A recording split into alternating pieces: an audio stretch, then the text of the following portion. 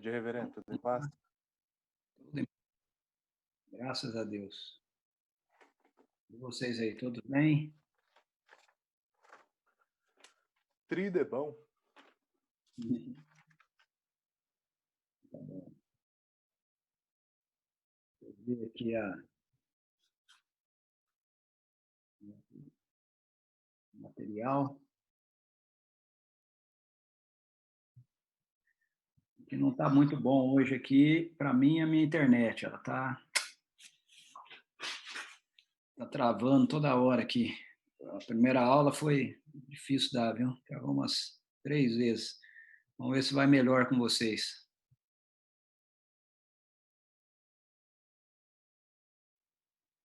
Então vamos lá. Vamos retomar o nosso conteúdo. A gente está conversando sobre os paradigmas, né? Que compõem a igreja ao longo da história. Eu expliquei um pouquinho para vocês a respeito dos paradigmas, falei da relação, né, que o King, né, o Hans King faz aí da história da igreja, encaixando a história da igreja em 6 grandes paradigmas, né?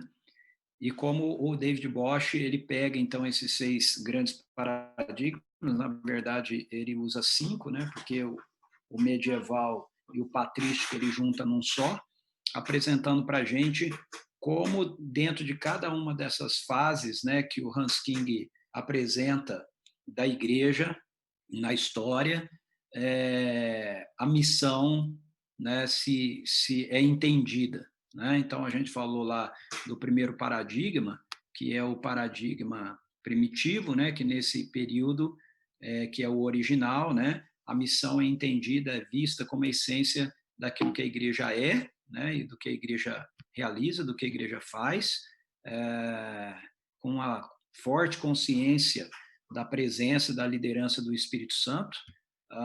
E aí nós tratamos do paradigma medieval, que nesse paradigma a gente percebe a missão sendo distanciada daquele paradigma original, porque houve lá a decisão, né, do Constantino e de decretar o Império Romano cristão, e aí com isso surge a cristandade, que é a cultura cristã, né, influenciando a, a sociedade, não a partir da presença do reino, da redenção, né, propriamente dita, mas a partir dos usos, né, dos costumes que fazem parte do cristianismo na sua essência, mas que começou a ser aplicado, né, como exigência de Roma para os países que estavam sob o domínio deles. Isso vai se alastrando para dentro da Idade Média, e a Idade Média é um tempo de conquistas, né, de descobertas de outras regiões, outros lugares, e então o cristianismo ele vai sendo entendido como uma tarefa que deve ser feita por alguns em lugares distantes, né, a missão, né? E aí a gente foi para o paradigma 3, que é o paradigma protestante, aonde nós mostramos que a compreensão da missão por parte dos reformadores, né, e da pós-reforma ali, os primeiros, não apenas Calvino e Lutero, mas os primeiros reformadores após eles, né, era de que essa atividade tinha sido realizada pelos apóstolos, e a tarefa da igreja agora era manter a sã doutrina, né, o ensino. A gente explicou que isso se deve ao fato de que a reforma está dentro de um contexto histórico, né, específico, que tinha a ver com essa perspectiva do desvio, né, que aconteceu na igreja ao longo, né, da Idade Média, né? E aí a gente chegou no quarto paradigma, que é o paradigma moderno, onde a gente viu a questão da redescoberta da tarefa missionária, né, da igreja, e falamos aí um pouquinho do William Carey, né, de alguns movimentos que surgiram, do surgimento das missões, né, as juntas missionárias, né, e das associações missionárias, sociedades missionárias, né? As sociedades missionárias, muitas delas são as precursoras, né, daquilo que veio ser depois os ministérios, ou as chamadas missões para-eclesiásticas, né, que é uma segunda etapa disso, que vai surgir mais lá para frente, né, já no século XX ali. Então, você vai ter as organizações, chamadas organizações para-eclesiásticas, que nascem dentro dessa inspiração que vem a partir do conceito da igreja, das associações missionárias, né? E as juntas missionárias, elas são essas que foram criadas para o cumprimento da missão a partir da referência das diversas denominações, né? Então, a diferença da associação missionária para a junta missionária, ou para a junta de missões, que a junta de missões ela carrega consigo as características, né, de uma denominação, né, a estrutura de uma denominação, quando ela leva à missão. E as sociedades missionárias, não, elas estabeleciam missões e igrejas mais autoctones, né? Hoje a gente tem uma mescla, né? Isso é muito bom, muito salutar, né? Houve uma época em que era a igreja, enquanto denominação, ela olhava e ela via as organizações missionárias, que eram chamadas pelas denominações de para-eclesiásticas, né? Eu nunca concordei com esse termo para-eclesiástico, ok? Porque, na verdade, a denominação é uma para-eclesiástica também, né? A igreja é o povo, né? A denominação não é uma igreja, né? Nesse sentido bíblico. Ela também é uma organização. Então, se a gente for colocar nesses termos, a denominação também é uma para-eclesiástica. Então, na verdade, o que as denominações se referiam às organizações missionárias como sendo para-eclesiásticas, mas elas são, na verdade, para-denominacionais, né? Não para-eclesiásticas. Porque o para-eclesiástico significa paralelos à igreja, né? Mas aí nenhuma organização missionária é paralela à igreja. Se a gente pensar a igreja em categorias bíblicas, né? Elas são parte da igreja, porque a igreja é o povo de Deus em missão. Então, se elas estão em missão, elas são parte do povo de Deus em missão. Mas é só um detalhe aqui só. O importante aqui é a gente ver que no passado, por muito tempo, as denominações olharam para as organizações missionárias como com maus olhos, né? Como concorrentes. E aí entendiam que a missão deveria ser feita através das juntas de missões, junta de missão nacional, junta de missão estrangeira, né, e tudo mais, sem nenhum tipo de relacionamento com as organizações. Hoje, graças a Deus, isso aí quebrou, né? Hoje a gente vive num momento assim eu acho que isso é muito positivo, de parcerias, né? Então é muito comum hoje em dia você ver um missionário, por exemplo, falando da denominação presbiteriana, né? Não sei se todos aqui são presbiterianos, mas olhando para dentro da denominação presbiteriana, você olha para a APMT, por exemplo, né, que é a associação nossa, né, de missão transcultural, e você tem lá um cara que ele está servindo ligado à PMT, mas ele serve baseado com uma organização, uma outra organização, né, que é uma organização missionária, né? Então você tem gente ligado à PMT servindo em alguns lugares que em parceria, por exemplo, com a OM, com a Operação Mobilização, com a JUCUM, com a CRU, né, que é a Cruzada Estudantil, né, a CRU Brasil, né, e outras, né? E isso é bem salutar, né? Isso demarca aí um crescimento, né, na nossa compreensão com relação à missão, né? Mas essa parte aqui, eu terminei, né? Eu quero retomar isso, porque eu terminei muito rápido na semana passada essa parte, mas eu quero retomar só um pouquinho isso. É, isso foi um avanço, né? Esse paradigma é um avanço, mas a gente não deve ficar parado nele, porque ele traz embutido em si um problema, né, também, que é essa ideia que muitas vezes prevalece de que a igreja local, e agora aqui eu não estou falando da denominação, estou falando da igreja local, de que a igreja local, a tarefa principal da igreja local não é a missão, não é? De toda a igreja local, que a tarefa principal da igreja local é a manutenção da vida espiritual dos crentes.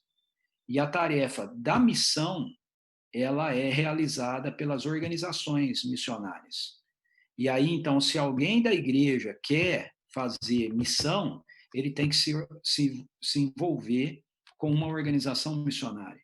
Então, isso aqui criou uma dicotomia, né, que não é salutar. Toda a perspectiva bíblica é que toda igreja local ela é uma agente de missão de Deus naquele lugar que ela se encontra, naquele lugar que ela está, ok? E aí a gente vai então para o quinto paradigma, que é o paradigma lá ecumênico, né, que se encaixa dentro do paradigma ecumênico, aonde o Bosch fala que nesse período, e agora nós já estamos no século XXI, né, mas quando ele escreveu isso era o período do século XX, que nesse período do século XX a igreja havia entrado numa descoberta da natureza missionária da igreja. Então ele fala que o paradigma que a igreja vive na atualidade dele é o século XX, o nosso é o século XXI, ok? É o da redescoberta da natureza missionária da igreja. Talvez aqui a gente pudesse criar um sexto paradigma, né, dizendo que o que nós vivemos hoje, então, é a redescoberta de uma igreja missional, não é? Que nada mais é, se você prestar atenção, um retorno ao paradigma primitivo, ao primeiro paradigma, de que a essência da igreja é a sua natureza missionária. Ok? Então, aqui eu vou apresentar para vocês essa redescoberta, né? Olha só que interessante. Em 1938, durante o Concílio Missionário Internacional que acontece na Índia, em Tambaram, enquanto o missionário americano que trabalhava no Brasil, o reverendo Philip Lenz, é um missionário presbiteriano, ok? Que trabalhou aqui no Brasil, ele expôs e apresentou lá na tribuna, né, o que ele chamou de Plano Brasil, e ele defendia o Plano Brasil, e no Plano Brasil ele reforçava essa ideia, né, da visão de que a igreja e as missões aqui, juntas de missões, ok? A ideia de juntas missionárias, organizações missionárias, são dois corpos distintos. O bispo Dornakal, que era um bispo anglicano da Índia, ele afirma o seguinte, fazendo uma reação às palavras apresentadas pelo reverendo Philip Lenz. Isso foi abertamente dito, isto que a igreja está comprometida com o cuidado dos crentes e a missão é feita pelas juntas missionárias. Isso foi abertamente dito alguns anos atrás e provavelmente é sustentado por muitas missões e missionários ainda hoje. Que a igreja deve ser responsável pelo trabalho pastoral e a missão pelo evangelismo. A missão aqui é a junta de missão, as organizações missionárias, pelo evangelismo. Olha só como ele é forte nas colocações dele. Uma heresia maior que esta é impossível de se conceber. Dornakal aí no The Place of the Church in Evangelism, né? O lugar da igreja no evangelismo. O que foi, só para você poder entender, o que foi o Plano Brasil? O Plano Brasil, ele é um plano que foi elaborado pelo reverendo Lenz, visando manter os missionários americanos sediados no Brasil após a Igreja Presbiteriana americana ter reconhecido a independência da Igreja Presbiteriana deles. Então, se criou a Igreja Presbiteriana do Brasil, né? Antes a Igreja Presbiteriana do Brasil, ela na verdade não era a Igreja Presbiteriana do Brasil, ela era a Igreja Presbiteriana no Brasil. E ela era sediada ao Sínodo americano, ok? Isso fazia com que os missionários americanos eles tivessem voz e voto dentro dos nossos concílios aqui. Então, vocês lembram, não sei se vocês já viram isso na história da igreja aí, né? Não sei se já chegaram nisso, mas em 1903 nós temos a cisão da Igreja Presbiteriana, né? Nós temos uma divisão na Igreja Presbiteriana, onde nasce a Igreja Presbiteriana Independente. Quais foram as 3 razões que levaram à cisão? A gente fala muito da maçonaria, né? Mas, na verdade, a maçonaria foi a razão menor, ok? Tem 2 outras razões que levaram à cisão. Foram 3 razões. Então, uma é a maçonaria, a segunda foi a questão do Mackenzie, e a terceira era a questão dos missionários americanos. Um grupo da igreja presbiteriana já não aceitava mais que os americanos tivessem voz decisória dentro da igreja aqui no Brasil. Então, num primeiro momento, esse grupo não representava a maioria da igreja presbiteriana no Brasil. Então, o grupo que discordava disso saiu, ok? Por esses 3 motivos. Um deles era esse, né? E formou a Igreja Presbiteriana Independente. Um pouco mais adiante, o restante da Igreja Presbiteriana do Brasil, né, que ficou aqui no Brasil, eles chegaram à mesma conclusão, que não tinha por que os americanos continuarem opinando em termos de liderança, uma vez que, em termos de voto e tudo mais, uma vez que agora já tinha a Igreja Presbiteriana estabelecida aqui. Então, o que ia acontecer com isso? Se você já tem uma igreja estabelecida no país, é responsabilidade dessa igreja levar adiante a proclamação do evangelho no seu país. Né? É missão da igreja. Só que se isso acontece, o que ia acontecer com os missionários americanos que estavam aqui? Eles iam ter que voltar tudo para os Estados Unidos. Né? Então, o que o Philip Lentz fez? Ele criou esse Plano Brasil, onde ele propunha para a igreja que o seguinte, não, a igreja foi estabelecida, mas o papel da igreja estabelecida não é a missão, não é evangelizar. O papel da igreja estabelecida é ensinar as escrituras para os crentes, é cuidar da vida espiritual dos crentes. É daí que vem essa expressão infeliz, né, que a gente tantas vezes ouve, o ministério do cara é de manutenção, pastor de manutenção, né? É daí que surge essa frase infeliz, né?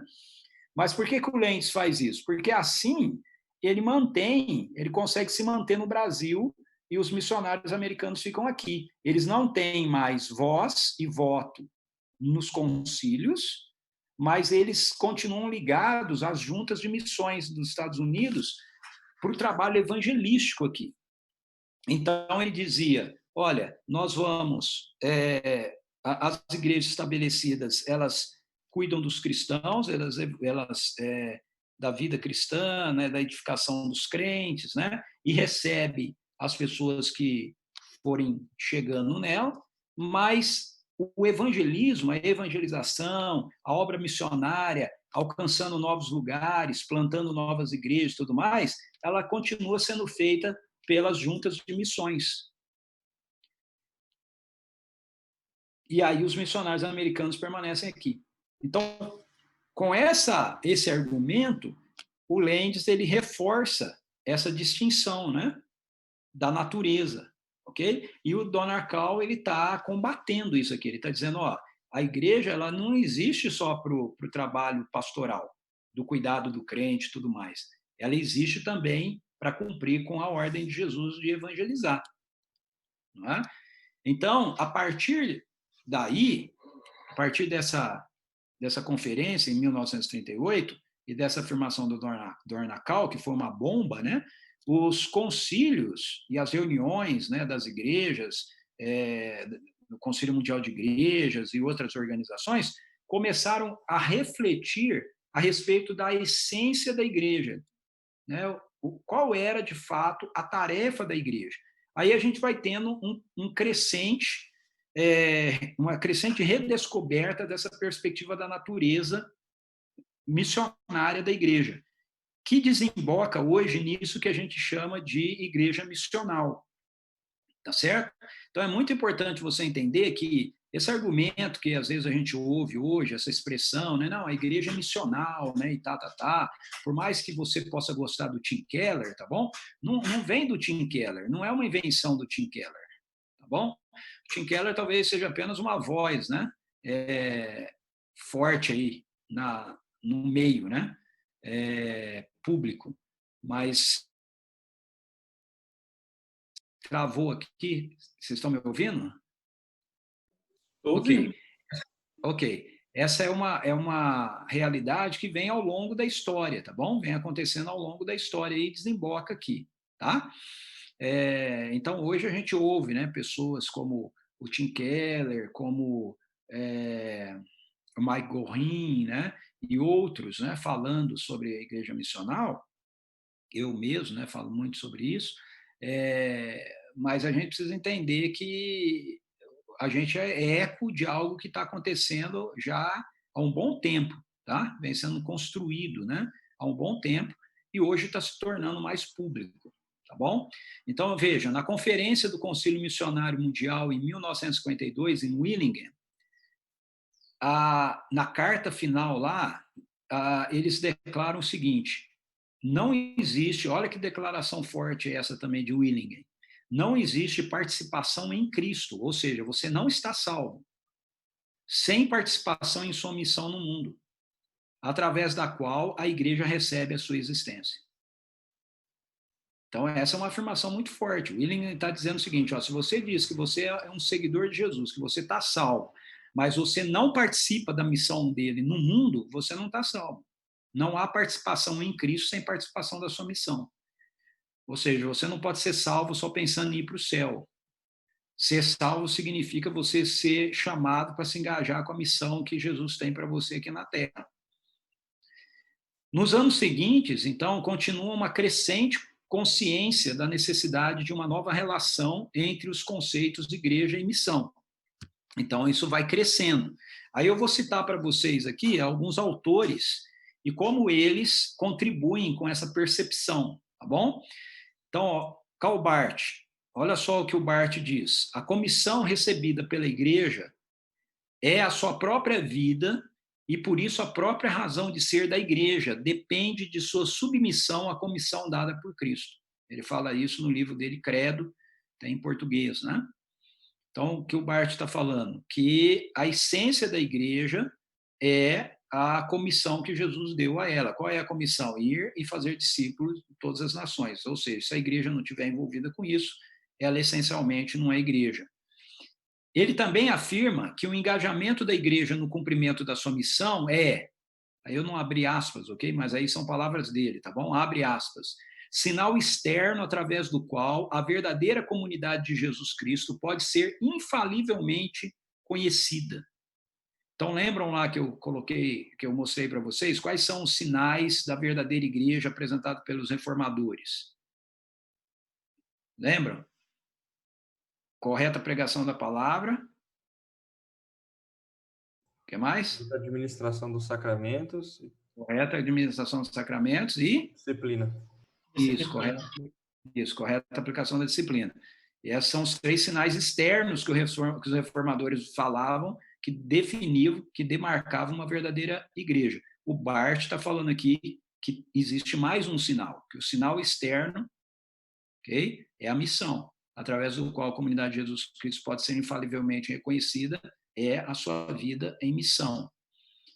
Assim, se isso não está presente, ou seja, essa vida em missão, nós devemos entender que algo está decisivamente errado na relação entre igreja local e sua base de existência, encoberto por um suposto zelo sagrado. Palavras do Barth também na Chuck Dogmatics, né?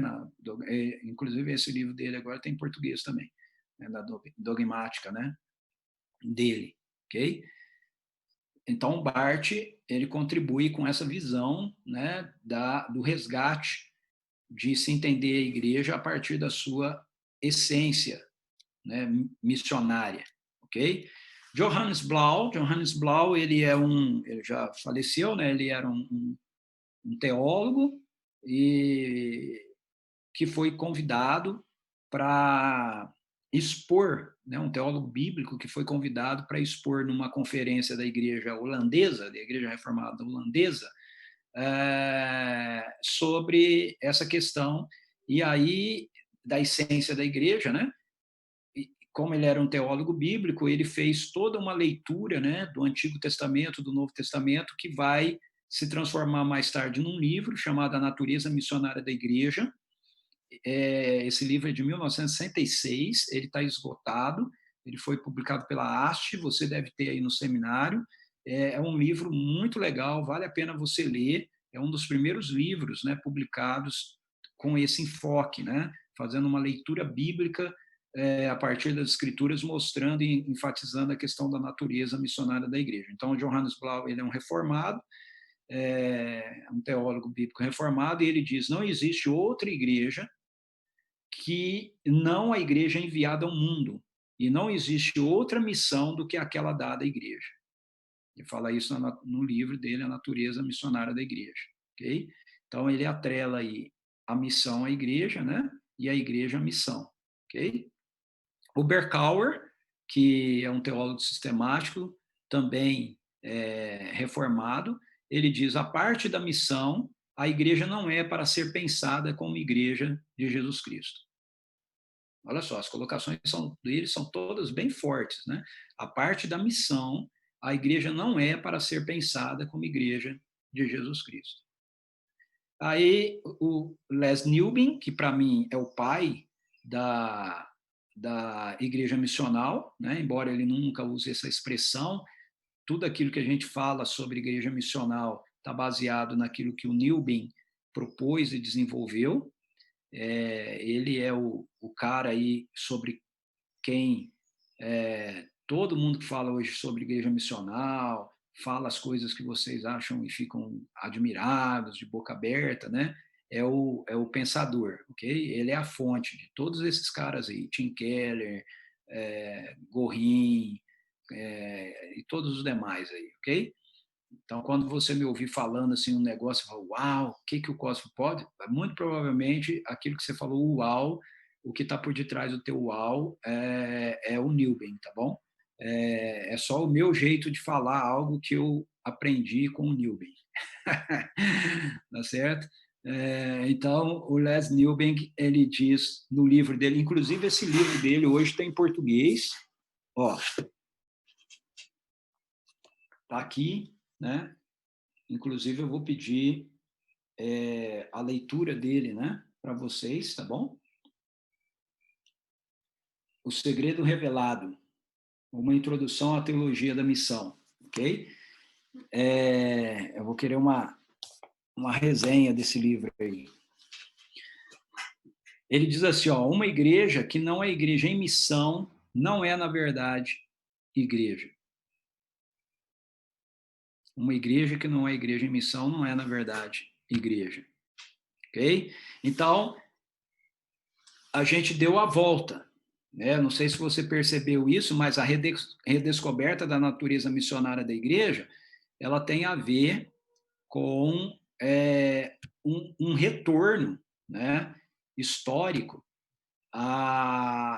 ao primeiro paradigma, que é esse paradigma missional, né, onde lá no livro de Atos dos Apóstolos a gente percebe, nas cartas de Paulo, né, a gente percebe eles entendendo essa realidade da essência da igreja, né, está atrelada à sua missão, Ok?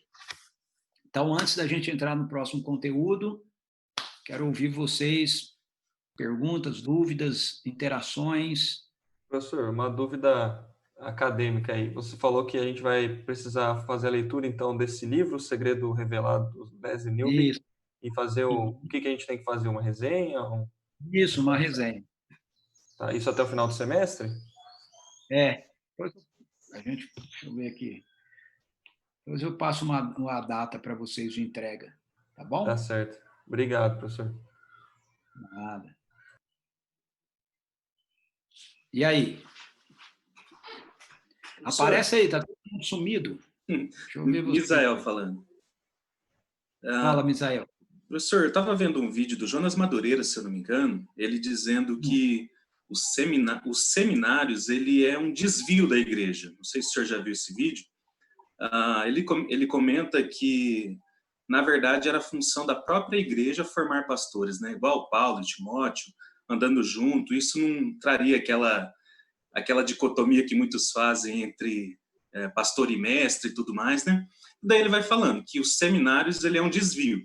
Aí ele até fala, eu dou aula em seminário, eu sei que é necessário ter seminário hoje, mas ele é um desvio daquilo que era o papel principal da igreja mesmo, né? Então foi criada essa segmentação da área de estudo.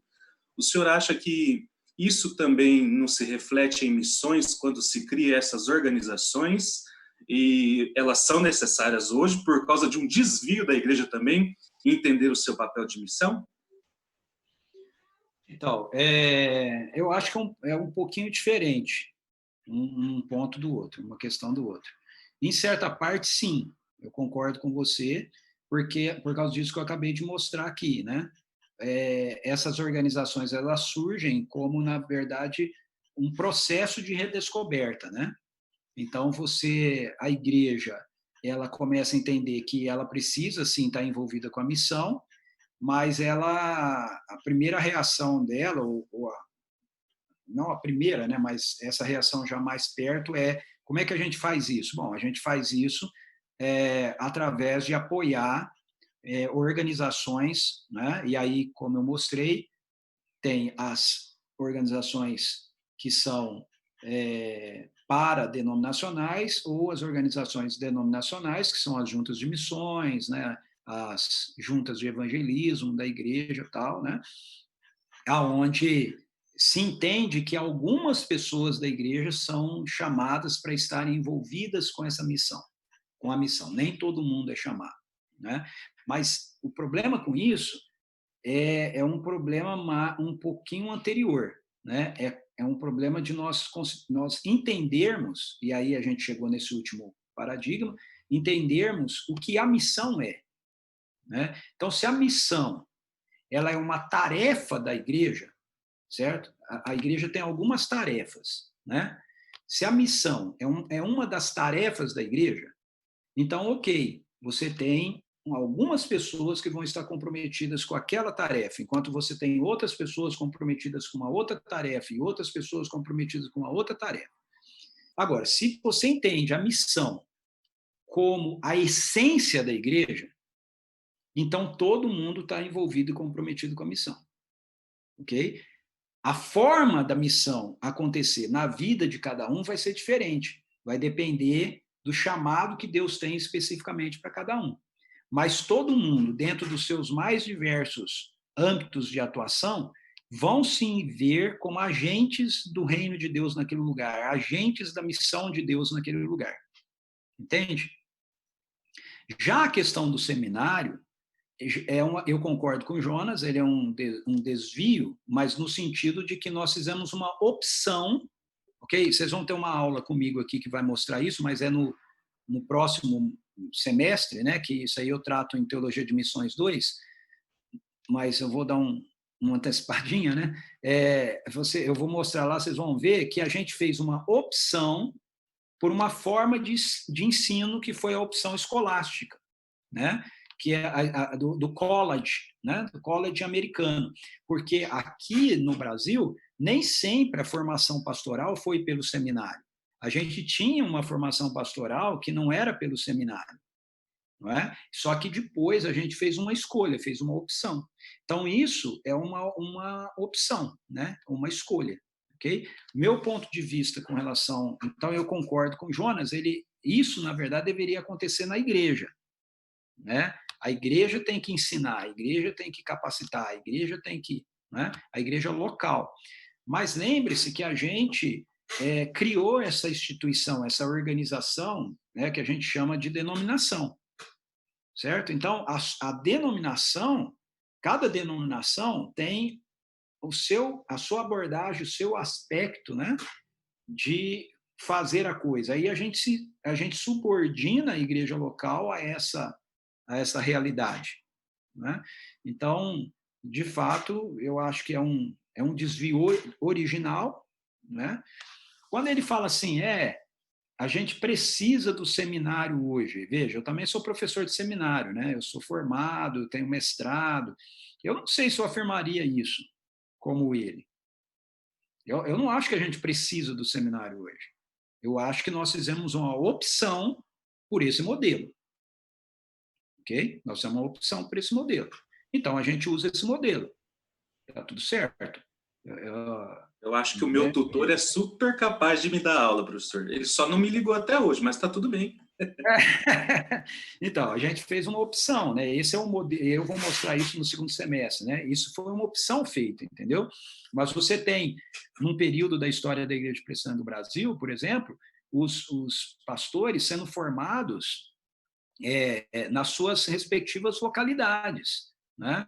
Os pastores, né, que eram há mais tempo, os mestres, eles ensinavam esses pastores locais, né? Então, os pastores das igrejas no começo aqui, geralmente eles eram pessoas da própria igreja, né, que se destacavam, né, e tal. E aí, com o passar do tempo, a gente foi, então, migrando cada vez mais para essa ideia de que a gente precisa de uma formação oficial, né?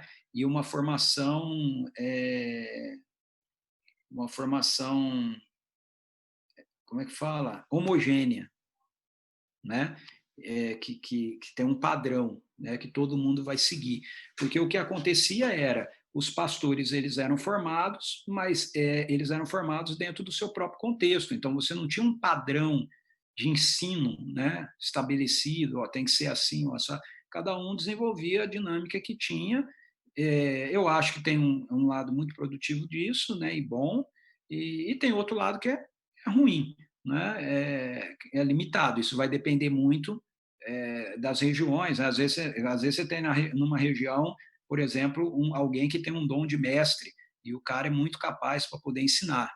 Mas às vezes você está numa região que você tem o cara lá, ele é pastor da igreja e tudo mais, mas ele não tem o dom de mestre, ele tem o dom de pastor. Então você já vai ter ensino, mas você vai ter um ensino mais limitado, né? Então o fato é que o seminário é uma opção, né? Eu não sei se a gente precisa dele, certo? De fato, como o Jonas disse. E outra coisa, eu não sei se o modelo que a gente tem, ele é um modelo que vai... Quanto tempo mais ele dura? Ok? Porque à medida que a gente vai avançando, né, no mundo pós-moderno, isso aí não é... o modelo que eu estou falando não é o modelo de seminário, ok? É o modelo de ensino, né? Então, esse modelo de ensino que a gente seguiu, né, que é o modelo escolástico, né, que é o modelo do college lá americano, né, da faculdade, né, e tudo mais, ele é um modelo que ele está em extinção no mundo, né? Cada vez mais a gente vê crescendo esse modelo aqui, né, o modelo EAD, né, e tudo mais. E outra coisa, a gente tem uma nova geração que está chegando, aonde até a minha geração, a geração X, né, era muito forte essa ideia de que você tinha que ter uma faculdade. Você precisa ter uma faculdade. Era muito forte isso. Okay? Na geração Y, isso já não é mais tão forte assim. Mas na geração Y, o cara ainda faz a faculdade. Por quê? Porque os pais dele acham importante ele ter uma faculdade. Entende? Então, na geração X, da minha geração, achava que era importante eu ter uma faculdade. A geração Y, muitas pessoas da geração Y, eles fazem uma faculdade porque o pai acha importante ele fazer uma faculdade. Mas, às vezes, o garoto, o cara, ele faz aquela faculdade, mas ele nunca trabalha naquilo que ele se formou na faculdade. O negócio dele é outro. Então, ele faz só para agradar o pai, fala, ó, tá aqui o diploma, agora eu vou fazer música. eu gosto de ser músico, né? Então tá aqui o diploma de advogado, mas eu sou músico, né? Tá aqui o diploma de, sei lá, de engenheiro, mas o que eu quero é vender coco na praia, entendeu? Então o cara, assim, o cara da geração Y, ele já não está preso nisso, mas ele fez a faculdade. A galera da geração Z, porque assim, cada geração influencia um pouco a outra, né? Então a galera da geração Z já foi um passo além. Certo? Por quê? Porque quem é o pai da geração Z? O pai da geração Z é a maioria do pessoal do Y. Você tem um ou outro aí que é Z. Né? O cara da geração Y, ele entende o seguinte, eu fiz a faculdade porque o meu pai achava importante fazer a faculdade. Eu não vou exigir isso do meu filho. Entende? Eu não vou exigir isso do meu filho. Em contrapartida, o garoto da geração Z, ele faz parte de um universo que é totalmente diferente do nosso, de aprendizado diferente do nosso, que é, a gente tinha muito essa ideia assim, eu preciso ir para a faculdade ou eu preciso fazer o curso para eu poder aprender, mas o cara da geração Z, ele diz assim, eu preciso do Google, eu preciso do YouTube, eu preciso de um tutorial, entendeu? O menino da geração Z, ele não está preocupado em fazer uma faculdade para ele ter conhecimento ou ser alguém, porque o acesso de conhecimento dele vem de outro lugar. E isso para a gente é muito estranho, mas para essa galera aí não é. E aí você tem um monte de gente da geração Z hoje dizendo assim, mas por que eu vou gastar 4 anos fazendo uma faculdade se o que eu quero fazer é isso aqui e eu posso aprender isso assim e com um tutorial ou fazendo qualquer outra coisa e botar em prática. E aí você tem uma galera que é mais independente, né? Em relação ao estudo, você tem esses novos empreendedores que você vai vendo surgir, né, por aí afora, dentro de um universo que é completamente diferente do nosso universo. Então, para o menino da geração Z, não é importante ele ter a faculdade. Ele só faz a faculdade se ele quiser fazer. Porque, ao contrário do Y, que fazia a faculdade para agradar o pai, o Z não faz a faculdade para agradar o pai. Ele faz se ele quiser fazer. Se ele não quiser fazer, ele não vai fazer. Então, eu não sei quanto mais tempo nós temos desse sistema que a gente conhece, ok, funcionando, né? O fato é que nós estamos num mundo que muda numa velocidade assustadora, né? E com dinâmicas e abordagens, né, completamente distintas, né, diferentes, que a gente vai precisar saber navegar neles, né?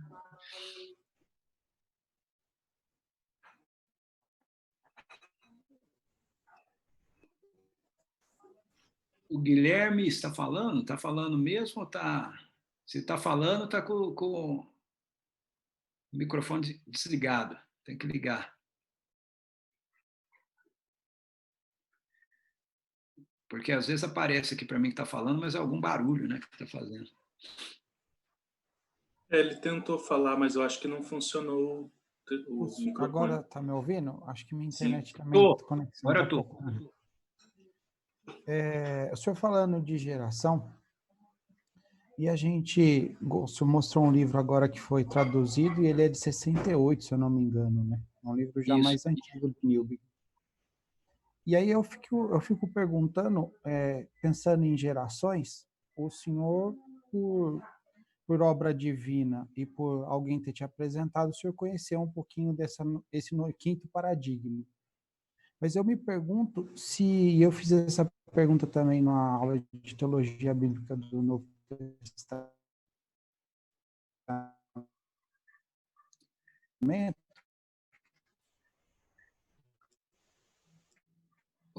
O Guilherme, sua internet está travando, eu não estou conseguindo te ouvir. Se os pastores que... Vocês estão conseguindo ouvir? Eu não estou. Tenta tirar o vídeo, Gui. Eu vou... tenta tirar o vídeo, Gui. Tenta mas falar... eu tô aqui, tá? Tá, fala sem o vídeo, vamos ver. Vocês não ouviram nada, então? Eu ouvi só que você fez a pergunta, só até aquela parte que você fez a pergunta também. Aí eu não sei para quem que você fez a pergunta. Ah, não, eu fiz a teologia, fiz a pergunta para o professor de teologia bíblica do Novo Testamento. Se esses Certo. pastores, eles tiveram contato com a teologia da missão, com essa dobra de paradigma. Porque o que eu vejo mais hoje é a teologia da manutenção e da terceirização. A missão é do departamento de missão. Uhum.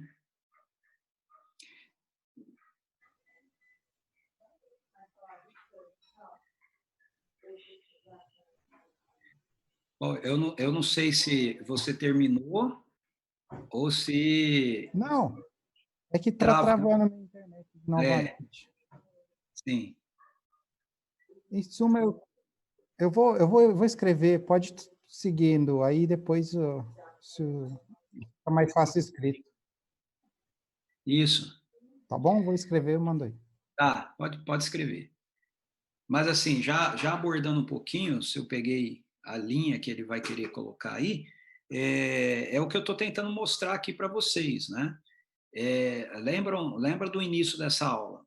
Os paradigmas, quando dizem respeito ao contexto das ciências sociais, das ciências humanas, ele não funciona da maneira que o Kuhl apresentou, que um novo paradigma surge, o paradigma antigo ele vai saindo de cena até que o novo paradigma fique, certo? E aí, de novo, vem um outro paradigma novo, né? Vai chegando, o antigo sai e o novo fica em cena. O que acontece nessa ideia de paradigmas no contexto das ciências sociais ou das ciências humanas é que você tem um paradigma antigo aqui, você tem um novo paradigma que surge, ok? E esse paradigma antigo, ele continua existindo, ao lado desse paradigma novo que surgiu, certo? Aí depois surge outro paradigma, aí você tem esse e você tem esse outro aqui, ó. O que acontece é que um paradigma, ele vai ter mais força, mais visibilidade, às vezes, do que os demais paradigmas, os outros. Mas os outros existem e eles estão ali. E eles estão em disputa muitas e muitas vezes, ok? Então, o que acontece com a gente é que esse paradigma, não é que as pessoas não tiveram, esses pastores não tiveram conhecimento, não tiveram acesso. Eu acho que muitos deles até tiveram conhecimento, até tiveram acesso, mas é que eles se deixam dirigir pelo paradigma antigo, ok?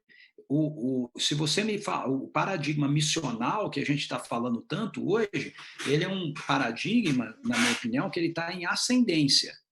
Ele ainda não é o paradigma principal, ele está em ascendência.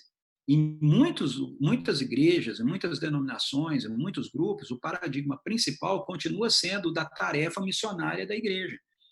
A igreja entender que a missão é uma tarefa. Então, você tem a junta de missões, você tem o departamento de missões na igreja, né? Isso é uma outra aula também que eu vou dar no segundo módulo para você, né? Teologia Bíblica, Missão 2, onde eu mostro isso, né? Você tem uma igreja uma igreja comprometida com uma tarefa missionária, não é a mesma coisa que você ter uma igreja missional, ok?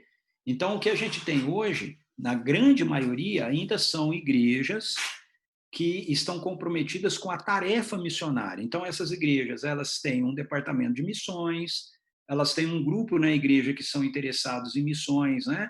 E aí a igreja entende que esse grupo é que trabalha com missões, o resto não precisa se envolver, não precisa fazer nada, ou cuida de outras áreas da igreja, não a questão de compreender a missão. A missão ela se torna algo restrito, né? A ideia de algo que vai acontecer se a pessoa for enviada, né? Se ela for para outro lugar, né? O missionário é visto apenas como aquele cara que é profissional na missão, ele fez um curso, ele fez depois a APMT e tudo mais, e ele vai ser enviado para fazer missão com algum povo, entendeu? O conceito missional, ele é um conceito que ele preserva isso, Mas ele inclui nisso a ideia de que cada cristão ele é um agente da missão de Deus aonde ele se encontra, aonde ele está. Ok? A não ser que Deus chame você para ir para outro lugar, a sua missão é onde você está. Se Deus te chamar para ir para outro lugar, joia, a igreja vai falar assim, Atos 13, né? Que ouvindo o Espírito Santo, né, nós vamos impor as mãos e vamos enviar para a obra que o Espírito Santo está chamando. Mas aqueles que impõem a mão em Atos 13 e envia Saulo e Barnabé, eles estão vivendo em missão em Antioquia. Certo? Eles estão vivendo em missão em Antioquia. Então, esse conceito, ele está ainda se desenvolvendo, ele tá ainda crescendo. Né? Agora, por que demora? Ou porque a gente está apegado a um paradigma antigo. Entendeu? Porque a primeira reação que a gente tem ao paradigma novo é, não, isso aí é heresia. Não, isso aí não é assim, não. Entende? Mas a gente não percebe, o que a gente não percebe é que esse paradigma novo, que a gente está chamando de novo, ele não é novo, ele é o primeirão lá, é um retorno ao primeiro. Então, deixa eu ver aqui, o que o Guilherme escreveu. Quinto paradigma apresentado relativamente é recente, e parece que muitos pastores atuais não tiveram contato com a missionalidade da igreja, vivem a partir da manutenção. Pergunta ao Senhor como leitor do tempo. Esse despertamento e a dobra de paradigma virá quando uma nova geração assumir alguma voz de relevância? Então, eu espero que sim. Ele virá à medida que a gente vai tomando ciência do novo paradigma, né? E os pastores, eles vão desenvolvendo o seu ministério, né, e a sua visão baseados nesse novo paradigma que está sendo apresentado. Agora, lembrando sempre aquilo que eu falei, o novo paradigma, ou seja, o conceito missional, não vai extinguir de vez antigos. Continuar tendo pastores que vão continuar o que a igreja fazia, a missão lá, com missionário, enviar o cara, entendeu? A tarefa dele aqui é cuidar da vida dos cristãos e pronto. Então, é uma dinâmica, né, que vai ter que ir sendo construído, entendeu? Que é o que nós vamos ver agora, tá? Então, a pergunta que a gente tem que fazer agora é a seguinte, bom, se o paradigma missional, paradigma da redescoberta da natureza missionária da igreja, é o paradigma correto. Por que eu digo que ele é o correto? Porque ele nos leva de volta ao primeiro paradigma, que é o paradigma dentro do contexto primitivo, aonde a Bíblia nos mostra a igreja se vendo e se entendendo como essencialmente missão, ok? Então, se esse quinto paradigma é o paradigma missional, é o paradigma verdadeiro em relação ao primeiro, como é que a gente faz para implementar esse paradigma na vida da igreja? Para que a igreja migre para ele. Certo? Essa é a pergunta, esse é o ponto, né? Como a gente faz isso? Então, é o que nós vamos começar a abordar a partir de agora. A minha tese é, a gente faz isso através de um resgate do ensino bíblico, ok? Da teologia da missão, de que a igreja existe por causa da missão. Ou seja, a gente tem que começar a pregar na igreja e a ensinar a igreja que ela existe por causa da missão. Ok? Já foi um grande passo, né? Eu acho que a gente deu um grande passo com essa ênfase que de um tempo para cá se resgatou, né? Da mensagem ser cristocêntrica, né? Isso hoje Tenho certeza que nas aulas aí de homilética e de pregação vocês devem ter essa ênfase, né? A mensagem precisa ser cristocêntrica. Você precisa achar Cristo. Excelente, eu concordo. Mas ela não deve ser só cristocêntrica. Ela também precisa ser missional. Ok? Ela tem que ter duas pernas. Se a mensagem é só cristocêntrica, no sentido de falar de Jesus como o Redentor, o Salvador, para a nossa vida eterna lá, a gente fica manco. Porque Jesus, ele também é aquele que veio estabelecer a realidade do reino de Deus aqui, com o ministério dele. Ele é aquele que veio cumprir o chamado de Deus para Abraão. Em ti serão benditas todas as nações da terra. Como é que ele faz isso? Ele faz isso através do povo dele que vive em missão.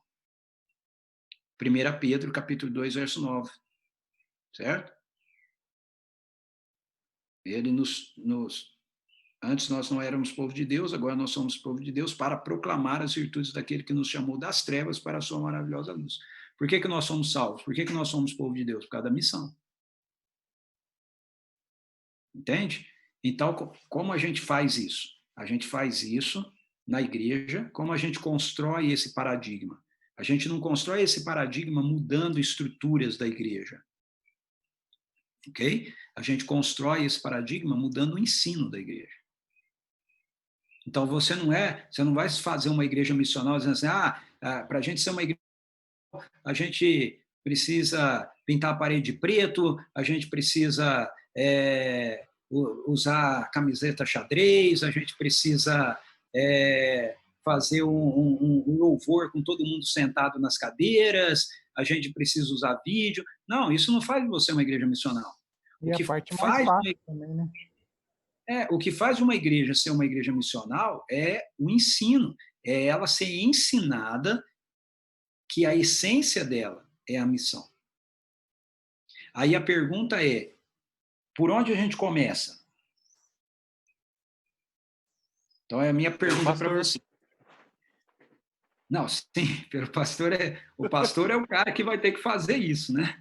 Exatamente. Se o pastor não tiver essa iniciativa, a igreja não vai ter. Mas não é por onde a gente começa a mudança, é por onde a gente começa o ensino.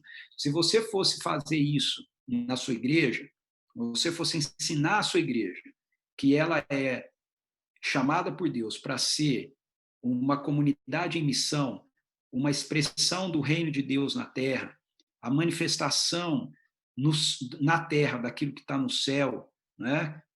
Como Jesus diz, a extensão daquilo que Jesus estava fazendo aqui enquanto ele estava encarnado. Lucas diz, no começo de Atos, que ele escreveu o primeiro livro, ó Teófilo, para contar o que Jesus começou a fazer e ensinar. Veja, o que Jesus começou a fazer e ensinar. Qual é a implicação? Eu estou escrevendo o segundo livro para continuar contando o que ele continuou fazendo e ensinando. Essa é a implicação. Certo? Agora, através do Espírito Santo, por intermédio da igreja. Então, se você tivesse que ensinar a sua comunidade local sobre o evangelho de uma forma que ele desse esse enfoque, não apenas que Jesus é o Salvador, mas que nós somos o povo que Deus constituiu em missão na terra, por onde você começaria?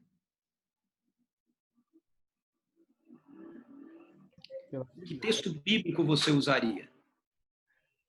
Abraão. Abraão, ok. Abençoado para abençoar. Abraão. Quem mais? Atos 1:8. Ok. Quem mais? Começaria olhando as ações de Cristo em relação a isso, né? Como é que ele fazia missão, como é que ele olhava para os outros povos, né? Para os gentios, enfim. Começaria a partir do caráter de Cristo e como ele via a missão.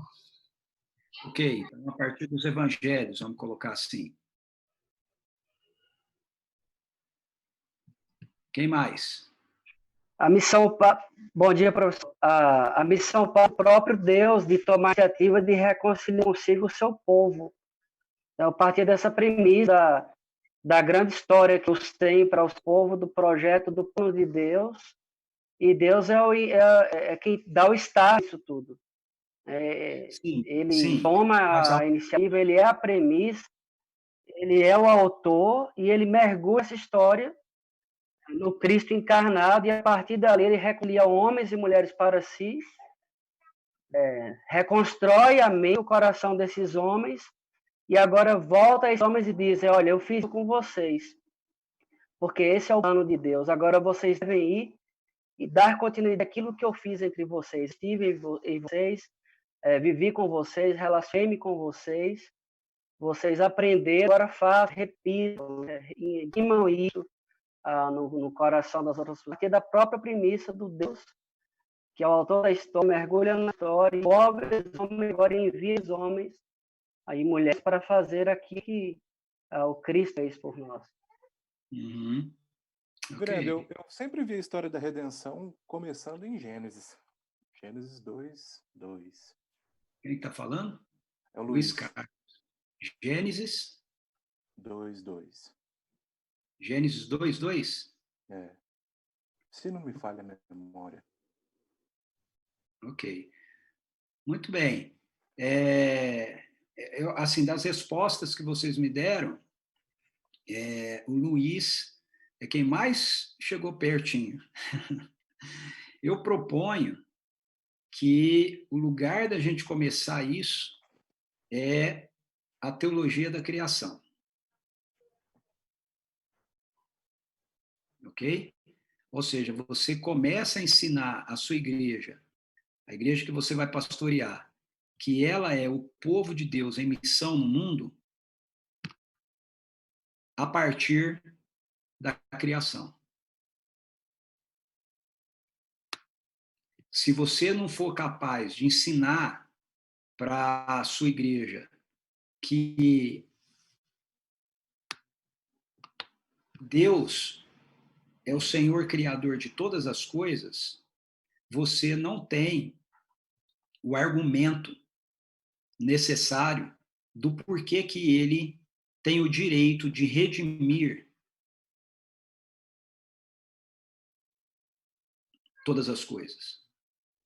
Por que ele tem o direito de governar sobre todas as coisas? Faz sentido? Então, veja, isso diz respeito até mesmo à própria proclamação do Evangelho.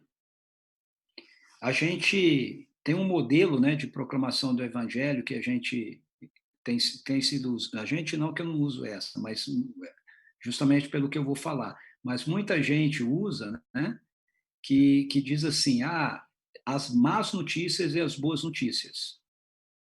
Mas se você começa a pregação do Evangelho pelas más notícias, você não está começando pelo começo.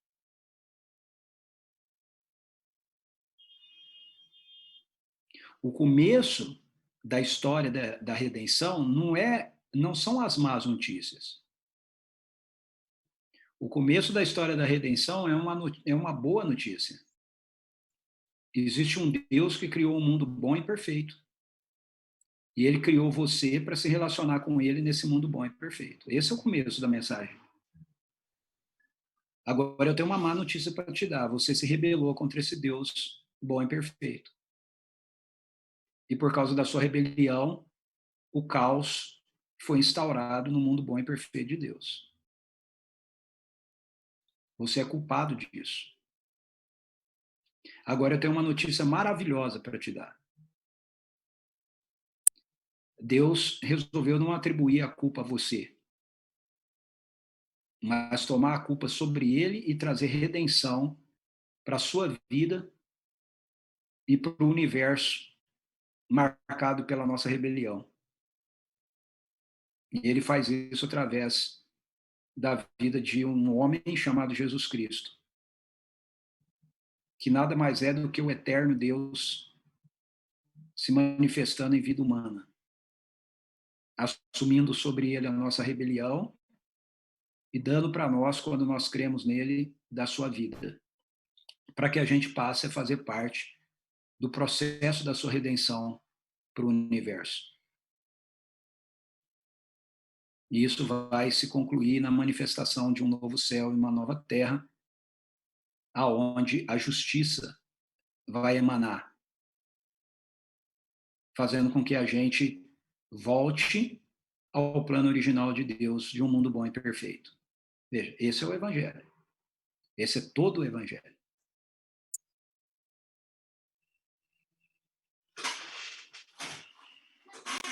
Certo? Faz sentido? Você começar o Evangelho com as más notícias é você começar o Evangelho já deixando de fora uma boa parte daquilo que vai ser essencial e fundamental para a missão de depois. Ok?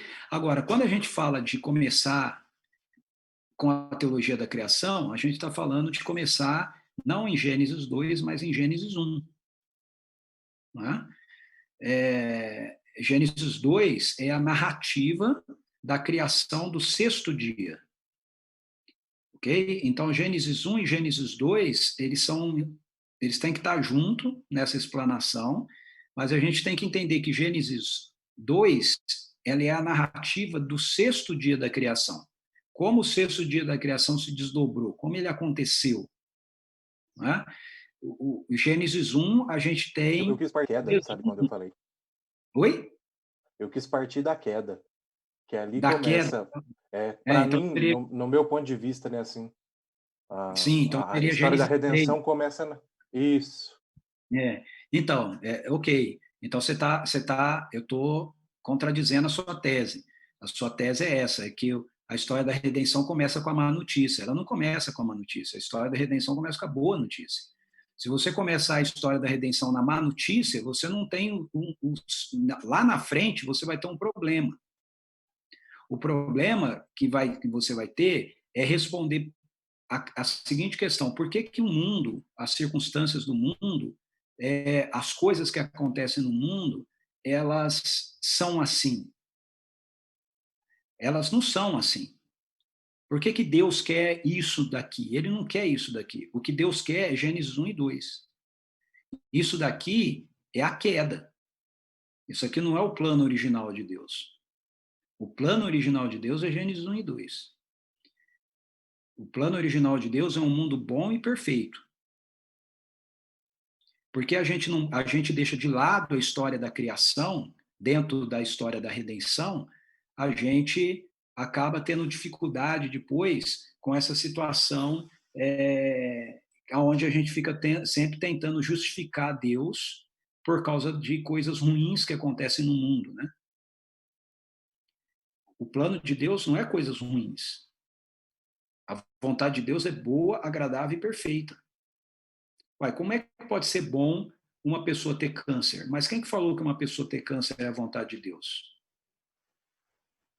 A vontade de Deus não é a enfermidade. A vontade de Deus é a saúde. Isso é manifestado na vida de Jesus. Mas essas situações todas a gente se depara quando a gente deixa de lado, na apresentação da história da redenção, a teologia da criação. Professor. Quando eu converso com uma pessoa, por exemplo, que eu vou compartilhar o evangelho, e uma pessoa chega para mim e fala assim: mas esse mundo, ele é muito cheio de violência. Aí eu digo para ele assim: é verdade, mas não era para ser assim. Por quê? Porque eu tenho a teologia da criação. Eu falei, não era para ser assim. Essa não é a vontade de Deus para esse mundo. Você está lidando com uma deformidade da vontade de Deus para o mundo. Uma deformidade com a qual Deus não concordou. Ele tanto não concordou que ele entrou na história para redefinir. Tá vendo? Eu não preciso justificar Deus, porque eu tenho a teologia da criação. A pessoa chega para mim e fala assim: mas se Deus é amor, por que nasce tantas crianças defeituosas? Eu falo para ele assim: a sua pergunta está errada. A pergunta certa é: tendo Deus criado um mundo bom e perfeito, e a gente tendo se rebelado contra ele, trazendo o caos para todo mundo, por que nasce tantas pessoas perfeitas? É porque Deus é amor. É porque ele impediu que o caos fosse generalizado. E ele está operando para trazer redenção. E vai chegar um dia onde haverá um novo céu e uma nova terra, e não haverá ninguém defeituoso. Entende? E aí você olha para Jesus e você mostra a vida de Jesus. Jesus é a expressão exata de quem o Pai é. Então, quando Jesus se depara com uma pessoa cega, ele fala assim, não, essa pessoa é cega porque é vontade do meu Pai que ela fosse cega. Não, ele fala, não, ela está cega, isso vai ser para a glória de Deus. Por que vai ser para a glória de Deus? Porque ela vai ver a partir de agora. E aí ele faz a pessoa ver.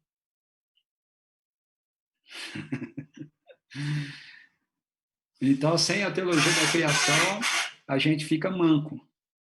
Ok? A gente não fica perneta, mas a gente fica manco. Agora, quando a gente fala da teologia da criação, a gente tem que, Gênesis 1 e 2, a gente tem que se dar conta que nós fomos ensinados a ler e olhar Gênesis 1 e 2 de uma maneira errada. Por quê? Porque a gente vive dentro de um mundo científico no qual a gente está sempre procurando respostas na relação causa e efeito. Professor, tem um aluno querendo entrar na sala de espera. Mas a minha sala de espera não está habilitada. Tanto que vocês entram sem eu permitir.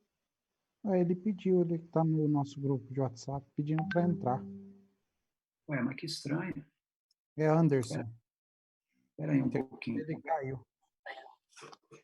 Será que ele não está no grupo errado, não? Deixa eu lá ver com ele. Eu acho que ele não está. Aí eu não tenho ninguém pedindo aqui para entrar. Porque ele deve estar no outro lugar. Eu vou mandar o login. Só um minutinho.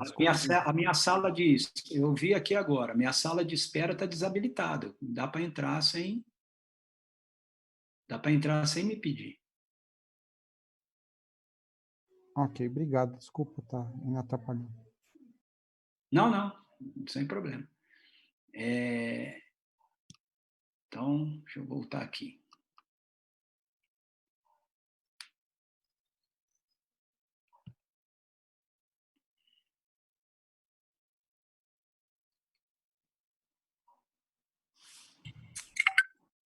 Esse meu...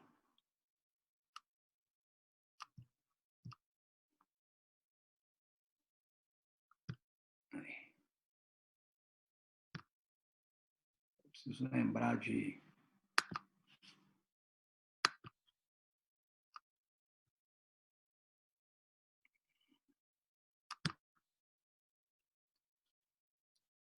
Estava falando, a gente vive nesse mundo, né?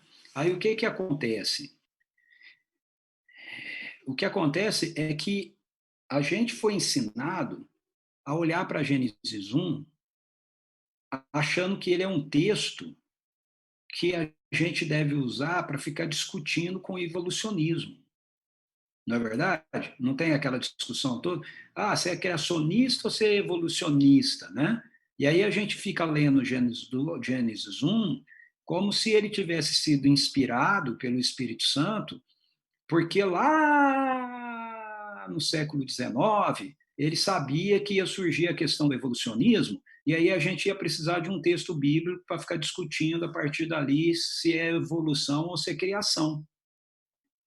Mas veja, Gênesis 1, ele não foi escrito para você ficar discutindo sobre evolucionismo, criacionismo. Entendeu? A gente não pode ficar usando a Bíblia dessa forma, dessa maneira. É hora da gente amadurecer com relação a essa situação. Ok? Se a gente considerar o contexto histórico de Gênesis, nós vamos ver que Gênesis 1 é uma resposta missiológica para as pessoas para quem ele foi escrito originalmente. E aí ele vai se transformar numa resposta missiológica para a gente também, como eu acabei de mostrar aqui para vocês, né, alguns exemplos de como eu uso. Então, a pergunta é, para quem que Gênesis 1 foi escrito originalmente? Hã? O povo que estava caminhando com Moisés no deserto, que estava refém do pensamento egípcio ainda, dos deuses, né? Exatamente, Misael. Exatamente. O público original, para quem a Gênesis é escrito, são os israelitas que saíram do Egito e que vão entrar na Terra Prometida, certo? Ou que saíram do Egito e entraram na Terra Prometida. Esse é o público original. Então, qual que é o contexto desse público? O contexto desse público vai mostrar para a gente que Gênesis nos dá uma missiologia da criação. Se a gente observar atentamente o primeiro capítulo de Gênesis, nós vamos entendendo, né, para quem ele foi escrito inicialmente, nós vamos perceber esse poder missiológico que está presente na narrativa de Gênesis. O relato da criação, da maneira que é apresentado para a gente em Gênesis, ele confronta, originalmente, toda a cosmovisão da época. Não é? Qual que era a cosmovisão da época? A cosmovisão da época era o politeísmo. A nossa cosmovisão moderna, né, é que incluiu a questão do ateísmo, okay? De que Deus não tem a ver com a criação, não está envolvido, né, com a criação, ok? Que é o deísmo, né? Mas no contexto de Gênesis 1, a cultura, a cosmovisão da época é a cosmovisão de um panteão de deuses. Todas as nações tinham um panteão de deuses. E aí, o que Gênesis 1 vem dizer para as nações? O que Gênesis 1 vem dizer para Israel, em primeiro lugar? Para Israel dizer para as nações: não existem vários deuses, existe um só Deus, o Deus verdadeiro, e o Deus verdadeiro é o Deus que Israel adora. É o Deus que é conhecido por nós. E Deus nos enviou para chamar vocês ao arrependimento, a abandonar os deuses das nações e adorar o único e verdadeiro Deus, que é o Deus de Israel, o Senhor dos Exércitos. Então, essa é a perspectiva, né? Se Deus é o único Deus verdadeiro e ele é o criador de todas as coisas que existem, então ele, por direito, é o rei do universo. Pessoal, eu preciso que vocês me dêem um tempinho, um minutinho, eu tenho que pegar um documento aqui com a minha secretária para eu assinar. Espera aí.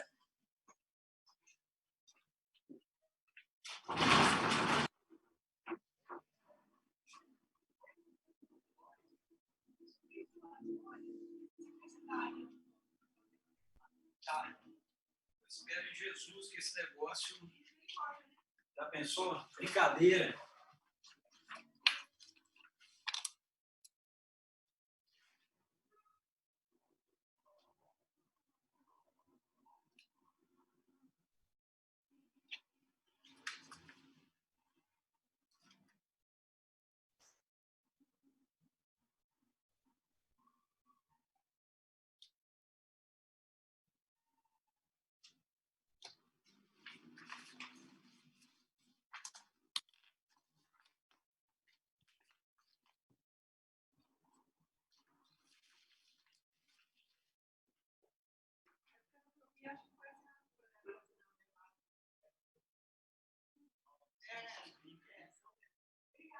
Obrigado, eu, viu?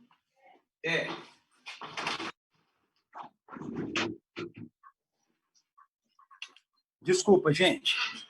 Eu tinha que resolver isso aqui. Nós recebemos uma bênção maravilhosa aqui, uma ofertinha pequenininha. Uma pessoa deu uma oferta de 26 mil reais para a gente fazer umas coisas aqui na igreja. Só que o cheque do cara voltou, porque a assinatura dele... Quando é alto o valor assim, o banco é bem chato, né?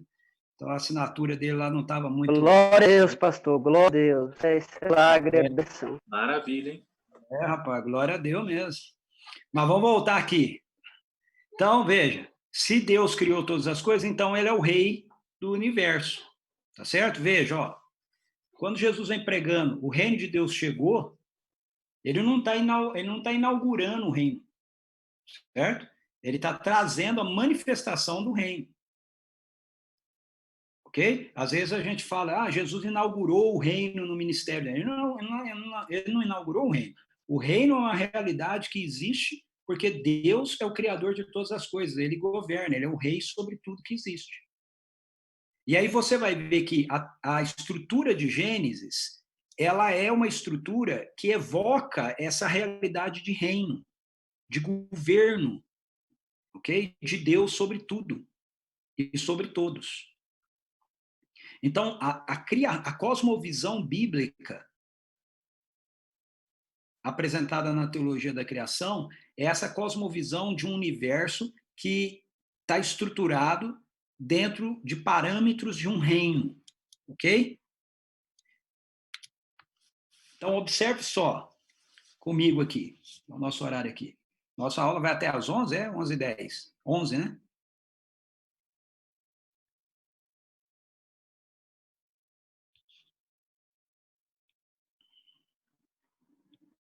Então, observa aqui comigo, ó.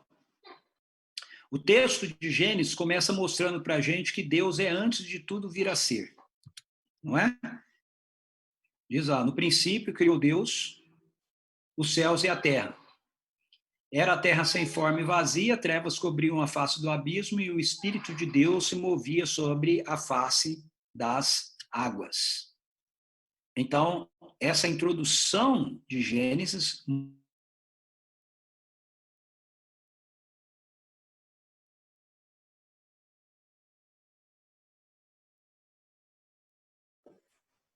Travou? Oi, travou. Já ia perguntar também.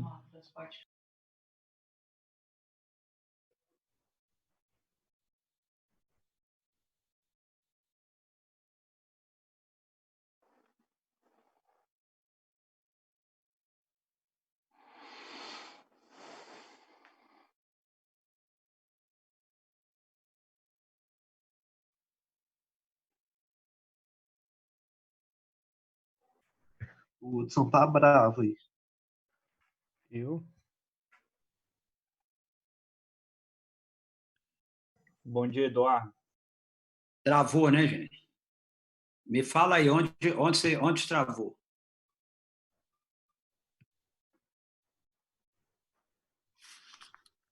No princípio do slide, falando sobre a Gênesis. Observe aqui.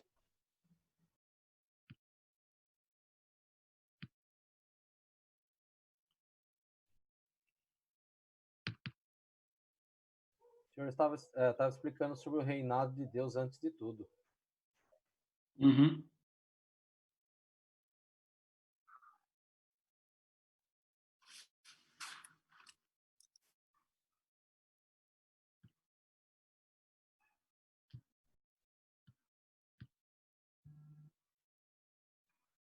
Vamos lá.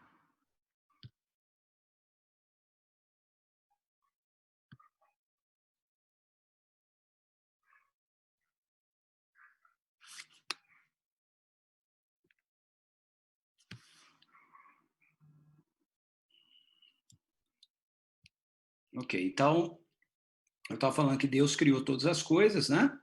E aí você observa essa perspectiva de que Deus está fora da criação, ok? Ele existe, né? Dele procede a criação, dele vem a criação, né? A criação se faz a partir daquilo que ele fala, ok? Então, a criação, ela está fora de Deus, tá certo? Deus não faz parte da criação. Então, ele vai, a partir do Gênesis 3, o escritor de Gênesis, ele vai descrever para a gente o processo da criação. E aí, o que acontece? A gente vai ver, dentro da estrutura de Gênesis, o escritor mostrando para a gente que Deus, ele é o criador ok? De reinos e de reis, ok? Estou usando aqui a linguagem reinos e reis só porque eu quero que fique associado essa ideia do governo, do reino, certo? Presente. Reinos, aqui, tem a ver com ambientes, certo? Na criação. E reis tem a ver com aquilo que ocupa os ambientes da criação. Então, vocês sabem que no original, o texto de Gênesis 1 é uma poesia. É um texto poético. Sabem disso? Ou não? Sabiam disso ou não? Ele é um texto poético, a estrutura dele é uma poesia. Tá certo? Como uma poesia, ele tem, então, as suas relações. Então, olha só que interessante. Vou tentar mostrar para você. A narrativa da criação de Gênesis, ela acontece em 2 blocos de 3. Ok? E ela é finalizada pelo 7º dia. Então, na narrativa, o autor, ele descreve, nos 3 primeiros dias, a criação de ambientes.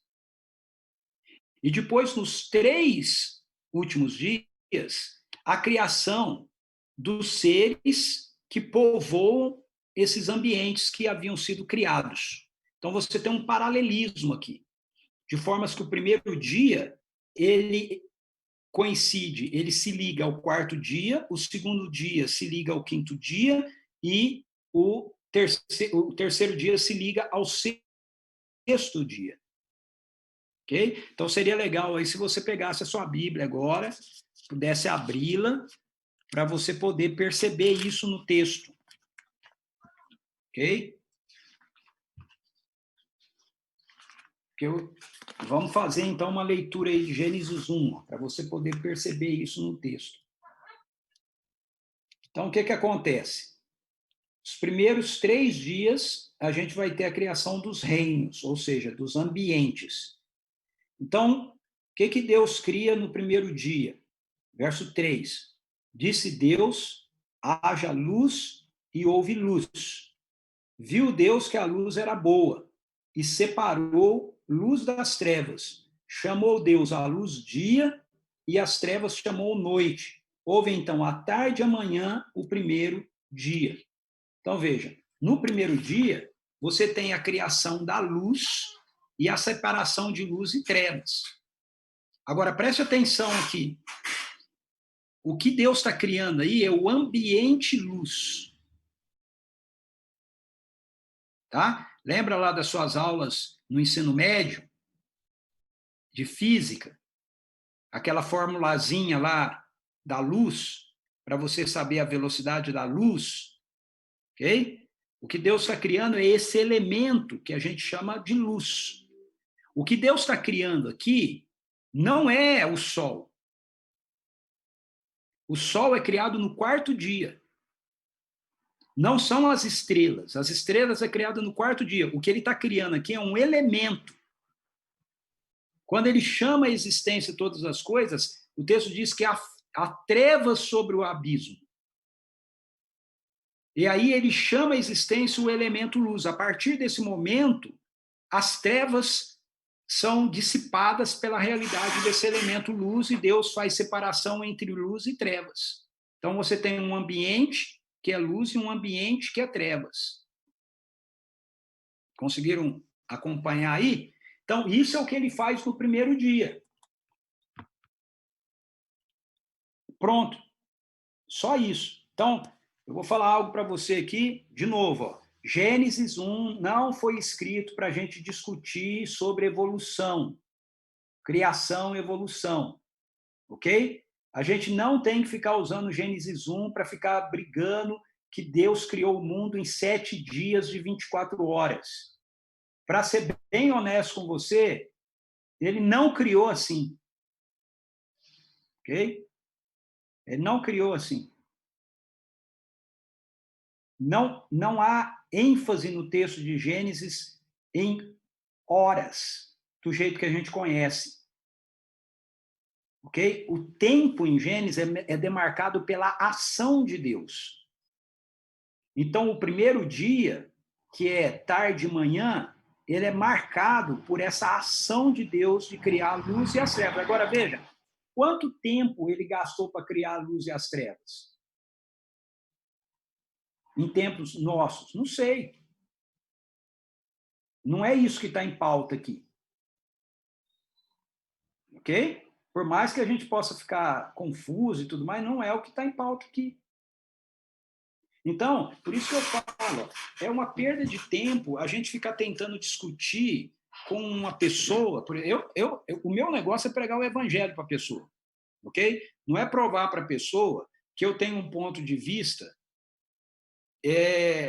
de que a criação foi feita em 6 dias literais. Eu acho uma perda de tempo, galera, com isso aí. Ah, mas os dinossauros, o cara vem falar de dinossauro comigo, eu pergunto para ele, você acha que os dinossauros existiram? Ele fala, eu acho. Eu falo, então, beleza, os dinossauros existiram. Você sabia que existe um Deus bom e perfeito? O meu negócio é pregar o evangelho, véio. Não é discutir se dinossauro existiu ou não existiu. Ele fala para mim, não acho, que é absurdo esse negócio de dinossauro. Eu falo, é mesmo, absurdo esse negócio de dinossauro. Então, você sabe que Deus... Entendeu? Porque não é isso que Deus mandou a gente fazer. Ele mandou a gente discutir com os outros para provar para os outros que ele criou o mundo em 6 dias. E aí torna a dizer, eu tenho mais dificuldade em acreditar nisso assim, que Deus criou o mundo em 6 dias literais, 24 horas, pela narrativa de Gênesis, do que acreditar que foi de uma maneira diferente. Pelo menos os primeiros 3 dias. E eu vou explicar para vocês já por quê. Então, veja, o primeiro dia, Deus criou as luzes e as trevas. No segundo dia, ele vai criar os ambientes do céu, ok? O céu, firmamento, esse firmamento aí que a gente vê, e as águas. Então, olha lá. Depois disse Deus, haja entre as águas um limite, por quê? Porque a primeira ação de Deus foi trazer um elemento à existência. Esse elemento à existência, quando o texto diz que ele fala, criou os céus e terra, é água. Ok?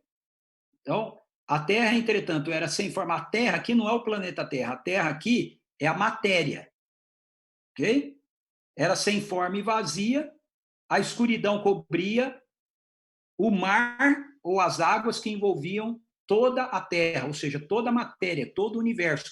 Agora, o que ele vai fazer? Ele vai pegar isso que está em Gênesis 2 e ele vai separar. Então, olha só, depois disse Deus, haja entre as águas um limite para separá-la em 2 partes.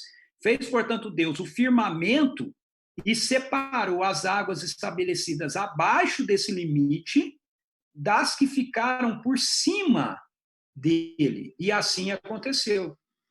E Deus, ao firmamento, deu o nome de céu. A terra passou... Desculpa, a tarde passou e raiou a manhã. Esse foi o segundo dia. Então, agora o que você tem? Você tem esse elemento aí, vamos colocar o espaço sideral, ok? Que você olha e você vê esse firmamento agora, essa matéria, esse ambiente. De acordo com a narrativa do texto de Gênesis, acima desse ambiente, se você conseguisse chegar no final disso, você encontraria água. Porque ele colocou a água acima. E abaixo, que é o firmamento e o que está aqui, você também tem água. Ok? Agora, essa água que está aqui abaixo, ele vai trabalhar com ela no terceiro dia. No terceiro dia, ele vai fazer, então, essa água que ficou abaixo do firmamento se aglomerar, ok? Em locais, em localidades, fazendo surgir agora os planetas que compõem aí o universo. Porque ele juntou as águas que estão abaixo do universo. Ok? Então, olha só. E então disse Deus que as águas que estão sob o céu se reúnam num só lugar a fim de que apareça a parte seca. E assim aconteceu. Deus outorgou o nome de terra à parte seca, e a massa das águas que se haviam ajuntado ele chamou de mares. E observou Deus que isso era bom, e determinou que a terra seja coberta com todo tipo de vegetação, plantas que deem semente, árvores cujos frutos produzam semente conforme suas próprias espécies, e assim aconteceu. E assim a terra fez brotar toda a vegetação, ervas que dão semente segundo sua espécie, árvores que produzem segundo frutos cujas sementes estavam neles, de acordo com as suas espécies, e observou Deus que isso era bom. Passamos-se tarde de manhã, e esse foi o terceiro dia. Então, essa é a narrativa da formação dos planetas, onde a narrativa bíblica se concentra na Terra. Por quê? Porque é onde nós, como seres humanos, vamos ser criados para estarmos. Okay? Então, veja, a criação de 3 reinos, de 3 ambientes, é o que é feito no primeiro bloco da criação. E aí a gente para aqui, semana que vem a gente vê o segundo bloco da criação. Beleza? Deu 11 horas. Depois esse material eu disponibilizo para vocês lá, tá bom? Eu já vou colocar. Beleza, professor. Valeu. Vou colocar lá. Só uma pergunta. Sim. De onde o senhor tirou? Ah, calma, que até o final da minha aula, É Nilbe? eu vou te dar as fontes, tá bom? Tá, não, deixa ansiosos, Gui. Não, estou ansioso, não. Curioso, eu estou curioso. Ok, gente. Até mais. Deus abençoe. Professor, tchau, tchau. Valeu, professor. Obrigado. Falou.